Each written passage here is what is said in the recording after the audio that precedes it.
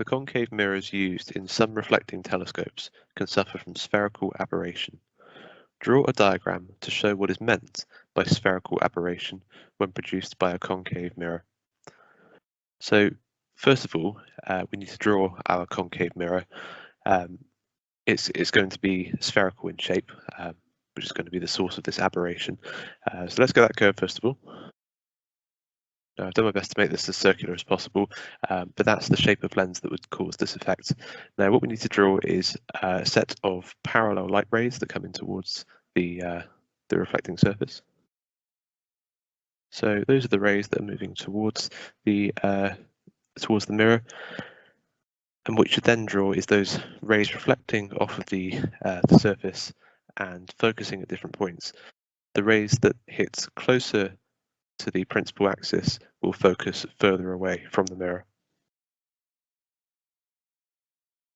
Now my diagram has gotten a little bit busy there, but as you can see, I've included 3 points of overlap between symmetrical rays, and they all cross over at different distances from the curved surface. And that is the effect of spherical aberration. It's where the focal point is different based on distances from what we call the principal axis or the center of the mirror.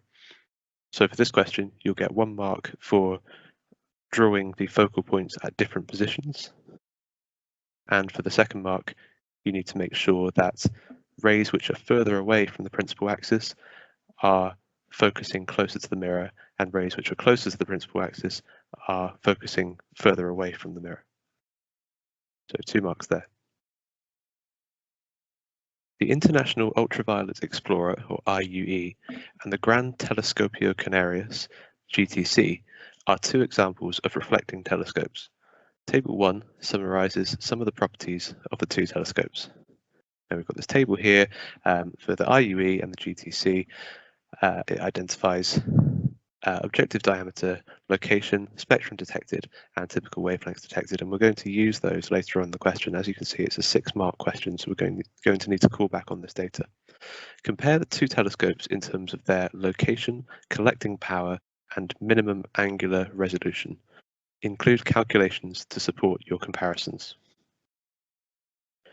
Now, with this sort of question, it's very easy to think 6 marks, just collect 6 different points and then list those in the large text space below. But actually other things will be assessed here, such as quality of written communication, spelling and grammar, that sort of thing.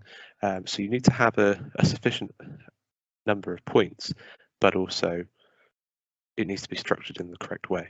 So let's go through each of these 3 terms and compare the 2 telescopes by these factors. Now for location, the first thing to note is that the IUE is in a geosynchronous Earth orbit, so it's orbiting out in space, it's outside of the atmosphere. The light doesn't have to travel through the atmosphere to reach the telescope, whereas it does for the GTC. So that's the first point of comparison we can make. Now that's an advantage for the IUE and not the GTC. However, you could contrast that with the fact that the IUE would need its own power source if it's out in space, whereas the GTC could use some kind of mains power source that's supplied on Earth. Something that you could add to that is that also the IUE is more difficult to access because anything that you need to use to repair that telescope, you're going to need to launch into space, whereas the GTC is just placed on Earth's surface.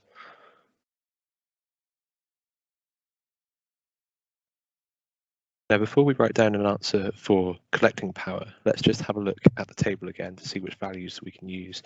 Now, we know that the collecting power is going to be proportional to the objective diameter squared. So what that then means is where the GTC has a much larger objective diameter, it's also going to have a larger collecting power. Now, for this part of the question, it's always a good idea to actually calculate that value. Obviously, we can't calculate the power itself because we don't have enough information, but we can work out the ratio of powers based on the ratio of objective diameters. So let's do that now. So I've written there that the objective diameter of GTC is this fraction multiplied by the objective diameter of the IUE, so this fraction being 10.4 divided by 0.45. Now, because the power is proportional to the objective diameter squared, then we need to square that fraction to find the ratio of the powers. So that works out to be about 530. So let's write that as a statement as well, so the examiner is completely clear on what we're saying. So that's what we can say about collecting power. It may also be worth adding that if you can collect more power in the GTC, then it's going to produce brighter images.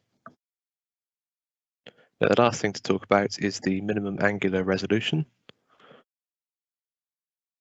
So the minimum angular resolution of a telescope is proportional to 1 divided by the objective diameter. So let's write that down first of all. So it's inversely proportional to the objective diameter. Now, in full, that angular resolution is equal to the wavelength that we're dealing with divided by that objective diameter. So for this, we're going to need to use the wavelength that each telescope deals with. So as we can see there, for the IUE, the typical wavelength detected is 2 × 10⁻⁷ meters. And then for GTC, it's about 1 × 10⁻⁶ meters. And what we're going to need to do is divide each wavelength by the objective diameter and then find the ratio of those two in order to find the ratio of the minimum angular resolutions.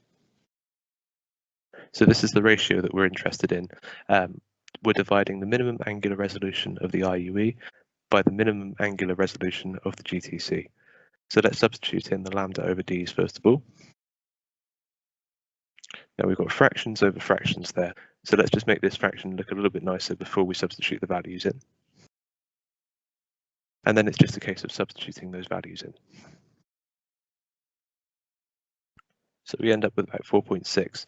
So what that's saying is the minimum angular resolution of the IUE is 4.6 times bigger than the minimum angular resolution of the GTC. Now in this case, a smaller number is better. So the minimum angular resolution of the GTC being 5 times smaller means it's 5 times better at resolving an image. And it's worth just noting here as well that having a larger diameter in your telescope means that you get a clearer image. Now, as I said earlier, in terms of marks, it's very difficult to identify where they would be awarded and where they wouldn't. But the first thing I would say is that you would get a mark for your quality of written communication, your QWC. And then the other 5 marks would be for constructing a clear argument. It's always worth checking the mark scheme in terms of where those marks are actually scored, but I would say this is an example 5-mark answer, not including the QWC. But if you were to miss out one of these 3 points, you might lose 1 or 2 marks and so on. So I'm not going to allocate points on this question, but only to say that this is approximately 5 marks and that missing a section would lose you 1 or 2 marks and it would scale down from there. The charge-coupled device is an important part of the detection system of many modern telescopes due to its high quantum efficiency. Explain what is meant by quantum efficiency and compare the quantum efficiency of a CCD with that of the eye. Now, in terms of explaining what is meant by quantum efficiency for that first mark, it's worth just writing down the equation that we would use to calculate it. So it is just a case of numbers. We call it a quantum efficiency because it's to do with the number of photons. So it's going to be a whole number divided by a whole number. So in terms of comparing the quantum efficiency of a CCD and of an eye, you kind of just need to know the values, but hopefully you'll know that for a CCD, the efficiency is much, much higher, typically above 80%. But for a human eye, it's much lower, typically in the region of 1%. Now, in terms of where these marks are obtained, you get your first mark for correctly writing down the equation. Try not to use abbreviations for this because the examiner might not know what you're talking about. And then the second mark for giving those example values and comparing them against each other. You kind of need both of these values to get that mark. It's not really enough to just say one or the other. So 2 marks there. The summer triangle consists of 3 stars, Altair, Deneb, and Vega. Some of the properties of the 3 stars are summarized in Table 2. Now, Table 2 consists of surface temperatures, apparent magnitudes, and absolute magnitudes for Altair, Deneb, and Vega. The 3 stars belong to the same spectral class. State and explain which spectral class they belong to. Now, for the state part of this question, you just need to know from memory which class they belong to based on their temperature, and that is spectral class A. Now, we obtain that from the temperature of the stars, which are all roughly the same, and that is within the class A range, which is 7,500 Kelvin up to about 11,000 Kelvin, and that's going to be your second mark because you're explaining why all of those stars are within class A. So nice, easy 2 marks there, provided that you know from memory what all of the spectral class temperatures are. So 1 mark for stating and another mark for explaining. Deduce which of the 3 stars appears brightest. Now, if we look back at the table, we can see that the star with the lowest apparent magnitude is Vega with 0.03. Now, it's a low value of apparent magnitude that we want here because that indicates a large apparent brightness. So our 2 marks will be firstly for saying the brighter stars have a lower apparent magnitude, and then your second mark will be for saying that therefore is Vega. So 2 marks given for 2 points made. Calculate the distance from Earth to the closest of the 3 stars. Now, first of all, we need to work out which is the closest star. So let's look back at the table. Now, to work out which star is closest, we need to rely on the following equation. Lowercase m minus uppercase m is equal to 5 times log to the base 10 of d divided by 10. So let's just label what each of those things mean. So we've got apparent magnitude being lowercase m, absolute magnitude being uppercase m, and the distance in parsecs being the lowercase d. So actually what we can see there is that the difference between the 2 magnitudes for a given star is proportional to log to the base 10 of its distance divided by 10.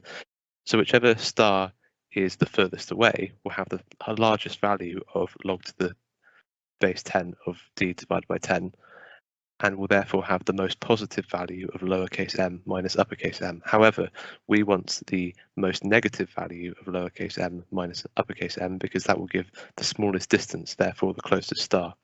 So actually Altair fits the bill here because 0.77 minus 2.21 would give us minus 1.44, whereas the other 2 stars would give either positive values or less negative values.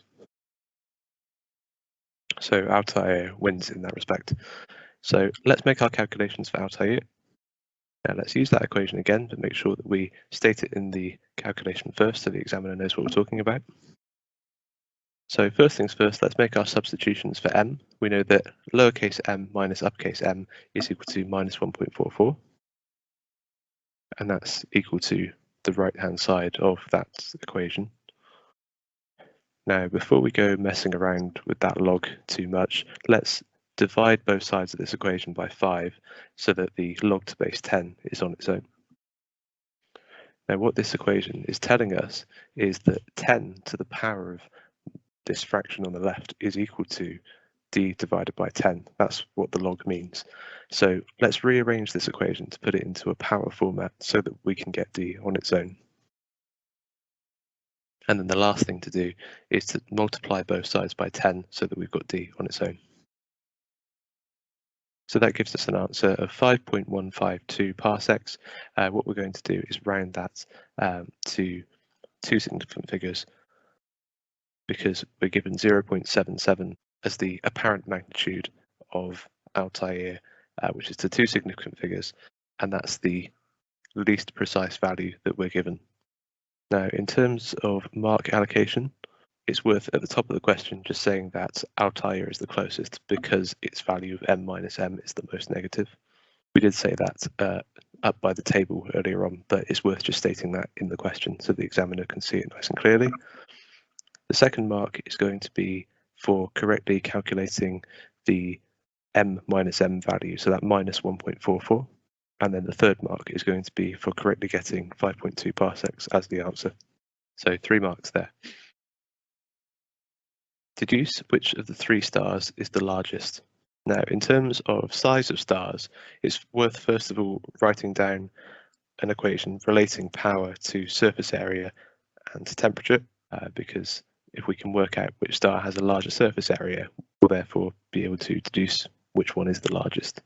So first of all, so P equals sigma A T to the power of 4. So what we're saying there is the power output is equal to the Stefan constant multiplied by the surface area multiplied by the temperature in Kelvin to the power of 4. So we just label that equation a second. Now, based on the fact that all of these stars have roughly the same temperature because they're within the same spectral class, if we can work out which of these stars has the largest power, we can therefore work out which has the largest surface area, because its power will therefore be as a result of it being larger rather than as a result of it being hotter. So let's go back to our table. So as I said earlier, temperatures are all approximately the same. It's within the same spectral class, class A. So let's have a look at the absolute magnitude. Now, the star that sticks out here is going to be Deneb, which has an absolute magnitude of minus 8.38. Remember, the more negative the value is, technically the lower the value is, the larger its magnitude. So in this case, Deneb has the largest absolute magnitude and therefore the largest power output. So that would be your first mark. Your second mark would be for identifying that all of the stars have roughly the same temperature, and therefore a star with a larger power output for the same temperature would have a larger surface area and would therefore be larger. It's that chain of logic that you need to follow. So that's the chain of logic we're following. I've said same there, but I really mean or similar. So that's another mark. And then your third mark is for correctly identifying that Deneb is the largest star. Now do be careful here, because if you were to write down that it's the largest, that third point on its own, you wouldn't get any marks at all because you've not correctly explained or deduced why. If you were able to get that mark on its own, then it would be a 1 in 3 chance. So you could technically get a mark by guessing, which isn't really what they want you to be doing. So you have to have those first 2 points in order to get that third mark. Calculate the wavelength of the peak in the blackbody radiation curve of Altair. So we don't need to draw the blackbody radiation curve for this, but we need to use the equation. So lambda max times T is equal to 0.0029. Technically that 0.0029 does have units. It's going to be in Kelvin meters or meter Kelvin, but we don't need to worry about that. If I just quickly draw a sketch of what that graph is supposed to look like. So we've got our blackbody radiation curve, and it's the position of the peak because there's wavelength on the x-axis and intensity on the y-axis, and it's intensity at a given wavelength. So we're interested in this point here, and that position of that peak changes with temperature. So if we simply substitute in our values, we can work out the position of that peak on that wavelength scale. So make sure that we use the temperature in Kelvin, which was 7,700, and that gives us a value of 3.8 times 10 to the minus 7 meters, or 380 nanometers. So for marks, you'd get 1 mark for correctly substituting in the value into the equation, and another mark for correctly getting the value out. So 2 marks there, nice and easy. Antares, and I hope I'm pronouncing that correctly, is a red supergiant star in the constellation of Scorpio. It has a mass about 18 times that of the Sun. Eventually the star will become a supernova, leaving behind a core that could form a neutron star or a black hole. State what is meant by a supernova. Now, there are lots of different things that you could say about a supernova. You could talk about what they were, what they will be. It already kind of says in the question that it's going to be a neutron star or a black hole, so you can't really say that.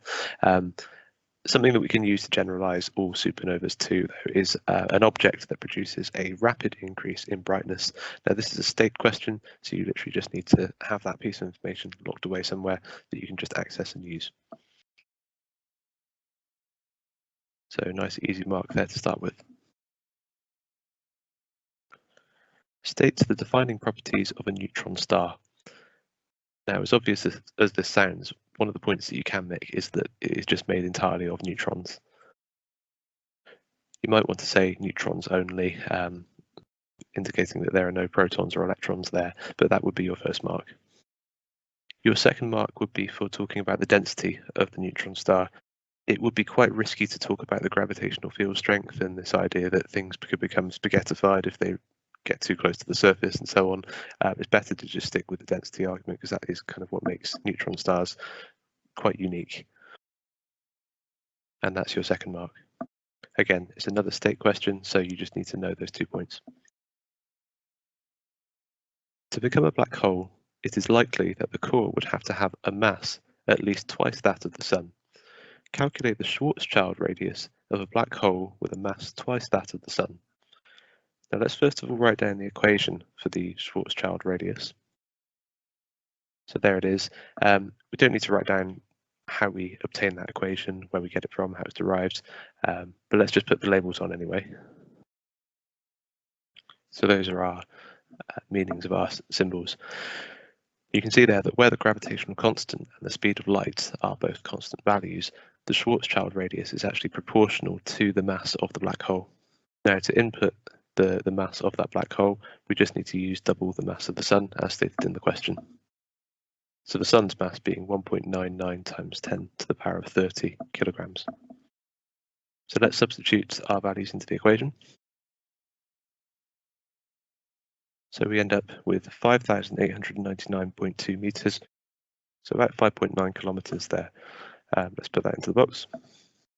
You can put that in standard form if you want to, or just leave it as a normal number. So in terms of marking allocation, you would get 1 mark for correctly substituting the values into the equation, and another mark for getting the correct answer out. Some scientists are concerned about the consequences for the Earth of a supernova occurring in a nearby part of the galaxy. Explain the cause of this concern. Well, the first thing to say about something like this is that a supernova is going to release quite a lot of radiation, and the type of radiation that's going to be harmful to us is going to be in the gamma form. Now, if a supernova is working with masses around the mass of the Sun or several times the mass of the Sun, then it's going to have a similar energy output, and that's one of the things that we need to include. So that's going to be our first mark. The second mark is to say that it's highly collimated, which means all of the rays are going to be parallel and in a straight line. And if it's in the direction of Earth, that could cause a mass extinction event. And then that's the second mark.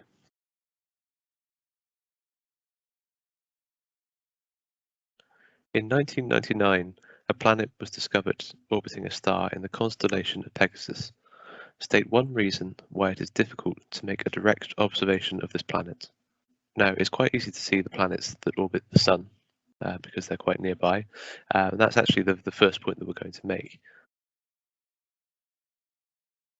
So that would get you a mark, saying that because the planet is so small, it's not big enough for the resolution of telescopes. What I mean by that is the angle in our view, which it occupies, is going to be smaller than 1 pixel of whatever telescope method we use. So it's undetectable. The other thing that you can say, which would get you a mark, is that the star is far brighter. And obviously, if we're going to see the star through reflected light, as we would see with any non-light emitting object, it's not going to be visible enough compared to the light from the star itself. So that could also be a mark, but 1 mark total here. The initial discovery of the planets was made using the radial velocity method, which involved measuring a Doppler shift in the spectrum of the star. Explain how an orbiting planet causes a Doppler shift in the spectrum of a star. Well, for something like this, we need to imagine what the planet is actually doing, and it could be orbiting in a disk which is in the plane parallel to our view. So we're looking out towards the edge of the disk, which is caused by that orbit. And what that will mean is that at points in its motion, the planet will be moving towards us, and at other points it will be moving away from us. If you think of it as like a merry-go-round, for example, if you look at one side of the merry-go-round, the horses are moving away, and on the other side of the merry-go-round, the horses are moving towards us, and that's where that Doppler shift comes from. So what I didn't mention there is that actually the star is moving as well. The planet and the star are orbiting a common center of mass. So the star doesn't move by as much, the planet moves a lot more, but it's the same effect that planets in our solar system have on the sun. They cause the sun to move in a very tiny circle, orbiting this common center of mass. So that movement of the star closer to and further from us is what causes that shift of wavelength, and that's going to be our second point. So we're not interested in the light coming from the planet itself, but actually from that star, which is moving, again, in a circle, in a plane which is parallel to our line of sight, but is therefore moving away from us and then towards us. So 2 points that made there, 2 marks. The discovery was confirmed by measuring the variation in the apparent magnitude of the star over a period of time. Explain how an orbiting planet causes a change in the apparent magnitude of a star. Sketch a graph of apparent magnitude against time, or a light curve, as part of your answer. So let's first of all draw our axes and put some labels on. So lowercase m meaning apparent magnitude, and then t being time. In theory, if we're just observing the star over time, it should just have a constant apparent magnitude because the light that we receive from it isn't going to change over time. However, if there's a planet orbiting that star, there will be times when the planet gets in the way of the star, similar to how an eclipse might occur with the moon in front of the sun. So that's going to block the amount of light that we receive. So the line on our graph should actually look like this. So it should have this dip in the middle. Now, it doesn't matter what the shape of the dip is going to be, but we just need to indicate that the light that we receive is reduced. Now, there is some question here as to whether that should be a dip or a bump, because technically decreasing the apparent magnitude means that we're actually receiving more light. But technically you could have your scale going up in more and more negative numbers, so that would give a dip anyway. It doesn't really matter too much, but you just need to indicate that there is a change when the planet moves in front of the star. So that's going to be our first point. So some of that light might be absorbed by the planets and it's not going to reach Earth. And remember, the apparent magnitude is determined by how much light we receive from the star rather than how much light the star actually gives out. And then that completes our argument. Now, in theory, you could put these points in a different order and still get full marks. It doesn't really matter, but as long as your chain of logic is there. So in terms of marks, you'll get 1 mark for correctly drawing that graph. It doesn't matter on the size of that dip, as long as there is a dip there. Another mark for talking about the planet moving in front of the star, and then a 3rd mark for determining what apparent magnitude actually is, and then linking that graph to the motion of the planets. So 3 marks there.